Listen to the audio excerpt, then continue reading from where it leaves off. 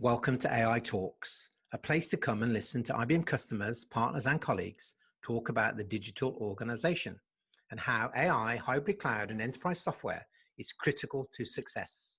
Let me hand over to my colleagues to get us started.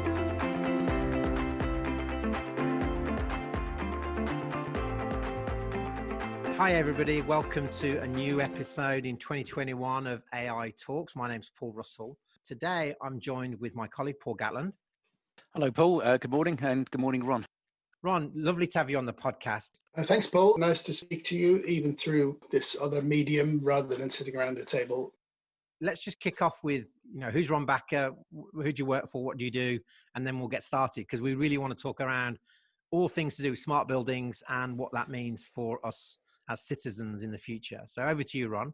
I am an architect and I grew up in Holland, studied in Delft and came to London a long time ago. Feel very much like a Londoner now, more than a Dutchman, though recently feeling slightly more connected to the continent than the large Atlantic that this island is now seeming to drift into. I work with about 150 people at PLP Architecture. We're a firm in London, which we started about 11 years ago, 10 and a half years ago. But we had been working as a group of people together for a long time, 20 years before that, almost. And Ron, I guess like all of us, our roles are changing because of the shock and all of the pandemic. And for you? We're kind of rephrasing our goals as architects. This last year has been one where we are quite deeply thinking about what our role is and how we can even, how we can improve our addition to the debate about our environment. It's with that reason that about a year ago we started PLP Labs, which is a sort of research group inside PLP Architecture, not disconnected in any way, separate people, just the same crew, but we focus on issues that are not directly related to projects and that are often a result of collaboration with universities or with clients who are trying to pursue new ideas about the future. There's very often an overlap between architecture and other issues, technology or neuroscience or social issues or art or public realm. There's always an interesting overlap, and we find that in these overlaps is where the new ideas are happening. This is where the new directions for improving our situation as urban dwellers can take place. And we find that is totally exhilarating. There's so much to do. There's so much to improve. I know I have a couple of young adults as children, and they definitely are going to want to survive the rest of this century. Listeners might be wondering, Ron, why IBM and PLP would be talking about the same things. I think the times have changed around us, and there is a lot more overlap between sitting around a table and various digital and intelligent machine type systems that are being designed around us. Very interesting time to talk again. So, Ron, I've got a question really. In fact, it's a couple of questions sort of wrapped into one really. So this is around, how the pandemic is sort of driving architectural changes, both to, new and existing buildings. We talk a lot to, heads of real estate around when we talk about our Tririga product, which manages space and basically automates the building from an integrated workplace management perspective. But recently we've been talking around return to work and how we can help organizations get staff back into the workplace by taking into account the distancing rule and so on. And I was reading your article around we can't rush back to the office that was in Property Week recently, when you're saying that 60% of the desks can't be used. So I just really wondered from an architectural point of view, are there going to be any changes in the pipeline both for new buildings and also existing buildings, and whether that's going to take into account, say, wider corridors, perhaps more of a focus on airflow, that sort of thing. Yeah, so very interested in your view on that, Ron. When I was interviewed for that article, I think it was in March or April, so it was all first lockdown. It was all very fresh. We were actually at home, and we were getting used to zooming and Microsoft Teams, and this was our new life, and we all thought that went quite well, and with hindsight, yes, it has gone quite well. We managed to keep most of our work going like this. We stopped traveling, which was for me, even traveling into work every day is it's an hour and a half at least, usually more than 2 hours every day that I travel, and I enjoy it because I look around and I read books and I walk bits, and it's enjoyable to move around, but at the same time it takes a lot of time. And being a global business, also we spent a lot of time traveling just to go and meet people, and places. And that was all about to change when I was interviewed for that article. And yes, the future of office buildings will be different.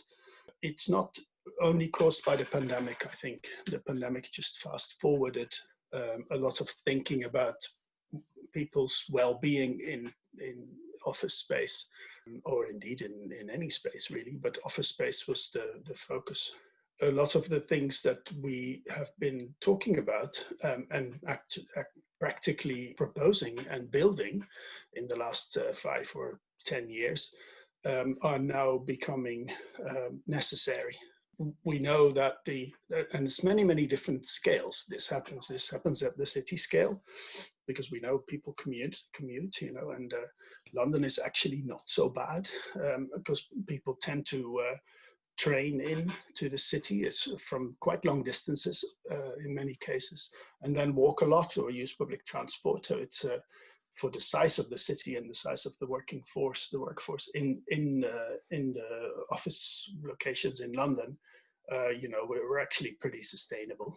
But many other places, and doing still a lot of work in the Netherlands, the Dutch are reliant very much on the car for driving from one small town to the next small town and going to meetings. And it's traffic jams are the problem in Holland, whereas in London you don't have that. It's time, perhaps it's too busy on the train. It's annoying. But it's a different, these are all issues to do with having to go to work every day, 5 days a week, getting up early in the morning, sitting on the same train, being at work all day, doing things that are very different, and doing them in a location and situation and an environment that we're used to. But as we've been finding for a while now, and it is always the reason for discussions about open plan office versus cellular office, or do we need the same type of workspace for different activities? The answer is always no, but we still have only one desk in an office. It's in the same place. It's made to accommodate various different activities quite badly. We've been talking about since Edge, but even before that, about providing people with places that are specific for the tasks that they're doing. So a lot of our work is about communication, and sitting at my desk with a telephone is, not the best way to communicate. Having a chat in the corridor is a lot better already, so why don't we focus on the corridors instead of on the workplaces? And that's what we've been starting to do. And I think that will continue, especially as people will probably find ways to organize their weeks and their work in such a way that they can compartmentalize certain tasks associated with their jobs, and go to the right place to do those. So some of those tasks will perhaps be done from home. Some of them are definitely related to the office, to headquarters or hubs, or the sort of social and communicative aspects, the collaborative aspects of work will happen in places that are designed for that. We will have to organize our work in such a way that we can find spaces for it, and in that way we can commute less. We can perhaps spend more time in our local areas, which is a great big issue for us. We're focusing quite a lot of our kind of thinking time on what will happen to bigger cities like London, where people have become accustomed to staying in their area and walking around for lunch, buying some things in local shops. The local shops are all doing a lot better than they did the year before. And there are places to work, not so much open now. The cafes are closed and the pubs are closed and the library is not open. But I think after the pandemic, people will learn an appreciation for staying in their neighborhood. And so we're thinking about what kind of workplace could you add to neighborhoods that would activate them, that would help the high streets. The high streets are changing rapidly. Some businesses are doing well, some are redundant. We don't need the bank anymore. We don't need travel agents. We don't need estate agents much anymore. Those kind of high street functions, tenants in the high street, if you like, are disappearing, and there's probably space for more work-focused or collaboration or hobby or education-focused activities that are going to be part of our future lifestyle in cities. So we're seeing a potential for hubs around central office areas in cities to become much more activated and also become workspace. You have written a book, interestingly enough, called Smart Buildings. I suppose my question to you is, when we think about what we thought smart buildings were before a pandemic, what do you think a smart building is now, or do you think they're the same? Because I was asked to write a book about smart buildings because I designed the Edge in Amsterdam, which is 6 years or something old now. And it was heralded at the time, on the one hand, the most sustainable office building on the planet. In many people's view, it can be, of course, looked at in very many different ways. And I think there are definitely improvements to be made on the sustainability front, but it was also called by Bloomberg possibly the smartest building on the planet. So that was a good introduction. And it's since then that I've been talking more and more to people about what that actually means. The story is always about making better environments for people to work and to function. That's actually a very broad range of issues that are surrounding that. And the smart, where did that come from, do you think, Ron? The smart is the kind of digital part of it, how we can communicate better. Perhaps we have better ways of organizing information. We are not so tied to large pieces of hardware because we are more agile. We can work in many different places. And those kind of parts of the smart word were very much part of the Edge as well. It was the first building where there's no network. There's everything's in the cloud, or the data are all in the cloud, and people working on through Wi-Fi. Wi-Fi for the first time was made secure, so you could work in one building with 5 or 6 different companies, and which they like. And we've proved that with the Edge, people love sitting in spaces with other companies and other employees, or even other people from their own company, which in the past we did not do. Internet of Things was taking off. Coffee machines and the lockers and the photocopies were all connected back to home base and steered and organized through digital means, which is very interesting, and also threw up lots of savings in organization time and facility management, and new things were tried, often quite successfully. It was a pilot, so of course a lot went wrong as well, and we learned from it, and that was all very good. But when I was asked to write a book about smart buildings, it was with the purpose was that it's become part of my life, perhaps as an architect, to think about these issues, but it wouldn't be necessarily the same exposure that other architects who are IBM members or who are interested in architecture. The question was, can you write something about that makes people understand better this relationship between architecture and technology? You talk about overlaps between technology and design, and I imagine as an architect, your version of the answer would differ if Paul and I were answering it. And if you look at the history of architecture, the big jumps in understanding or the big jumps in design have all happened at the same time as big leaps in various different technologies. And they started perhaps with a sort of iterative understanding of how to put materials together and make Gothic cathedrals. There was no maths underlying the functioning of the structures there. It was based on experience. Then when St. Paul's Cathedral was built, for the first time, the structural lines were mathematically determined, and that was a massive step forward. In the beginning of the last century, New material technologies caused a whole different type of architectural expression, working with concrete and glass and steel. At the same time, social insights about, Jung and Freud and psychology meant an increased attention for the people, the inhabitants of our buildings and how they function. Fresh air and daylight were introduced into buildings, before one would protect against that mostly. Buildings were made to shield ourselves from the environment, whereas in fact, we need the environment around us to feel well. You can see where this is going. Everything that has a relationship to the very broad spectrum that architects look at are advancing rapidly, and architecture needs to be part of that. And architects, I think, are very well placed to facilitate collaborative discussions because they deal on a daily basis with many of these aspects. In the same meeting with my client, we talk about people's wellness, we talk about the economics of certain building structures. We talk about art and materials and color. We talk about public realm and landscaping and ecology.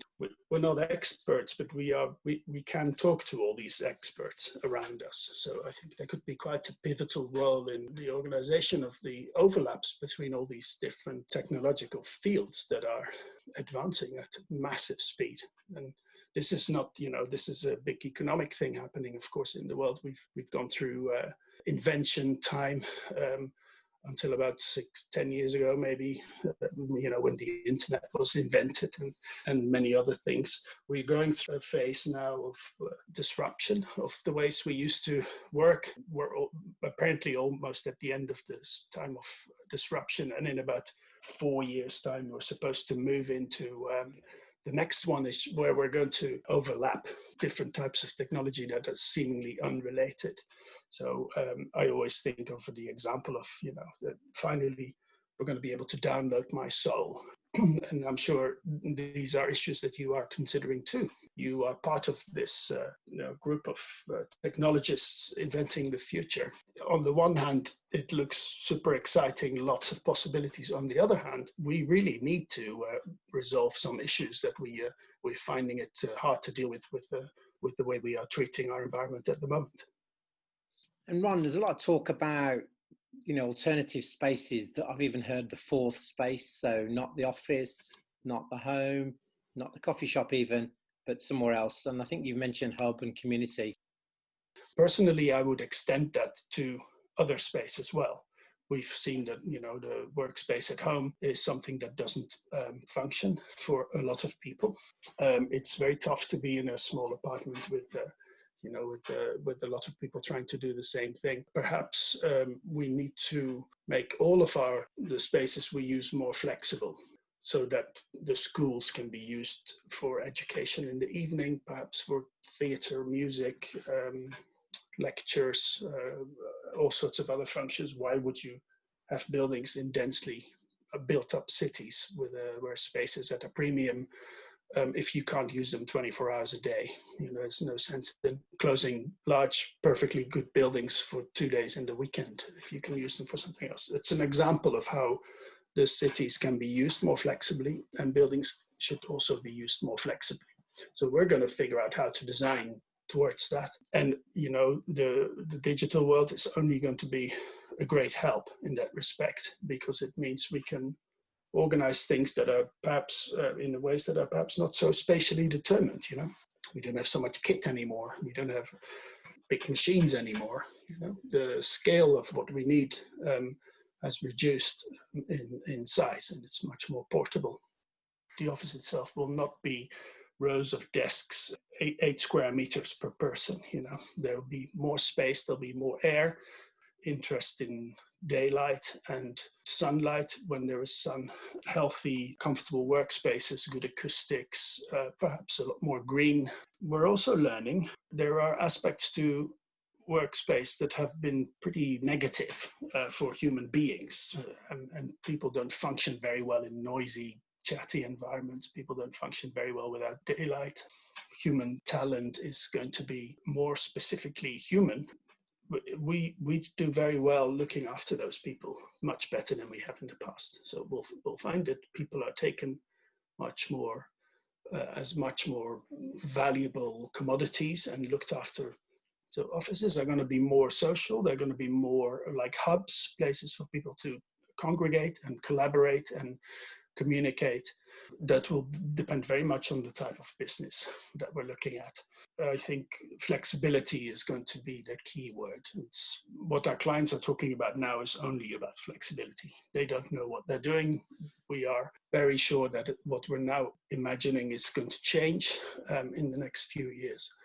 There's so much uncertainty that in the most optimistic version of the work-related real estate, we're going to need office buildings. I think one of the first things you said was, that the pandemic has really fast-forwarded the process. So, if you had a crystal ball, when do you think this would have happened if the pandemic, hadn't have struck us? As another way of answering this question, if the pandemic had happened 10 years earlier, we would have had a real problem because we wouldn't have been able to communicate as well as we now can. We wouldn't have been able to have meetings across various countries quite as happily as we now can.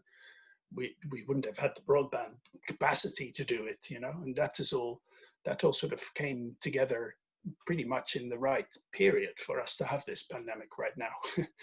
So mysteriously, these forces were all kind of helping us already, and I'm not suggesting it is because we knew that we were headed for more uncertain times or disasters, and that we would need to prepare for that, because I think all these technologies that were used to make urban environments better have been developed for various reasons. We're trying to make cities healthier because we know they're not the healthiest places to be. We also know that people need to be in the cities and want to be in the cities, so that's something to resolve. We know we need to communicate better and exchange more data more quickly. So, those infrastructures have been worked on for 10 years rather than in the last year, So it's a sort of resilience that we often talk about for being able to deal with troublesome situations in the future that are coming.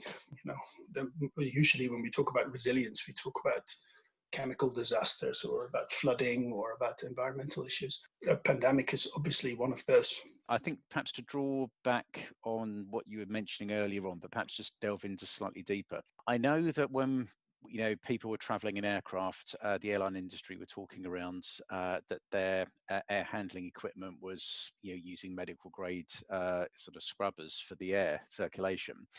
And I think that was really just to try and reassure passengers that they're not sort of inhaling, too much stale air.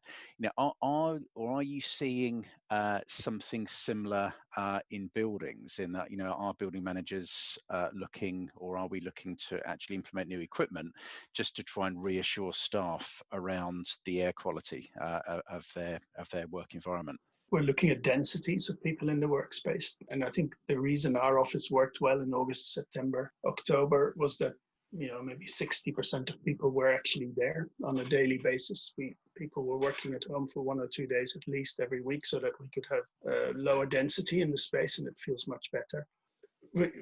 Standard office space has mechanical ventilation systems that are based on keeping windows closed, because the system can then more effectively guarantee air qualities and airflow. If you open the window, it frustrates the mechanical system, the engineers always say. That is something we're going to have to deal with, because frankly, we're in the beginning of January now, and it's actually really nice outside where I am, and my window is open slightly. I can feel the fresh air. It's wonderful, my heating is on a little bit, but nothing too much. Even in January, often the external environment is not bad enough to seal ourselves away from. So I think we will not build buildings anymore without operable windows. When you talked about the airplane, Paul, we've all heard this. We all know the research is done. We also still feel uncomfortable in an enclosed space, whatever anyone says about the quality of the air. I haven't traveled as much as I normally do, Normally, I'm on a plane almost every week of the year. There was one window where we managed to get to Spain for 2 weeks in August. Afterwards, we said, well, that wasn't so bad, but actually all of us felt pretty lousy on that plane with our masks on, and it was really nasty, and we didn't feel safe. The psychological feeling about a place is just as important as the physical environment. And conversely, if you would have mechanical systems in buildings, that would be perfect, and guaranteed fresh air and so many air changes an hour and the right humidity and the right temperature. If you can open the window, you still feel a little bit better. So I think combinations are crucial.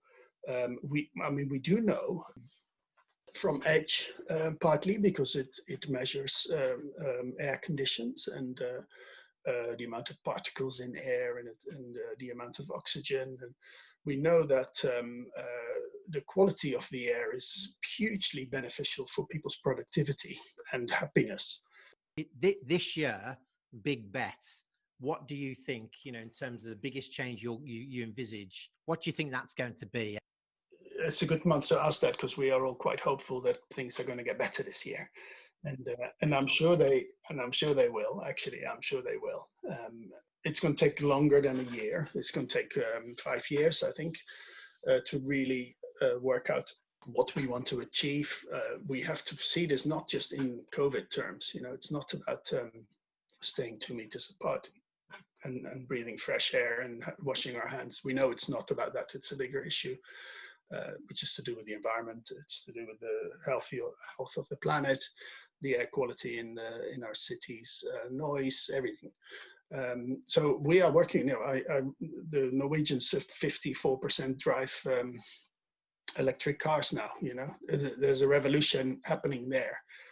Taxi drivers in central London are very angry with the mayor because it's tough to get through central London in a stinky diesel cab. So that's a good thing. These things have started changing, and they'll keep going. It's going to take a long time. What I would wish is that that there'll be better understanding of what we can achieve, in a collaborative way, by doing research, learning, reading, going to lectures. I think if there's no longer the required focus on Brexit, COVID, Trump, then I think we have much more space in our heads to think about much more important longer-term questions of our well-being and of the quality of our environment. Well, we've got to the end of another great AI Talks podcast. What a great session. Really thank Ron Bakker, PLP. Ron, you've been brilliant. Thank you so much. Great insight. And also the sort of predictions about what's going to happen with space and buildings and all that might mean for technologists like us, but also for people who are managing facilities and real estate. Quick thank you to my colleague Paul. And if you enjoyed this podcast, there are many more in the AI Talks podcast series. You'll be posted on LinkedIn. And if you like them, please comment. If you've got suggestions on other topics, please drop me a line. Have a great day. Thank you.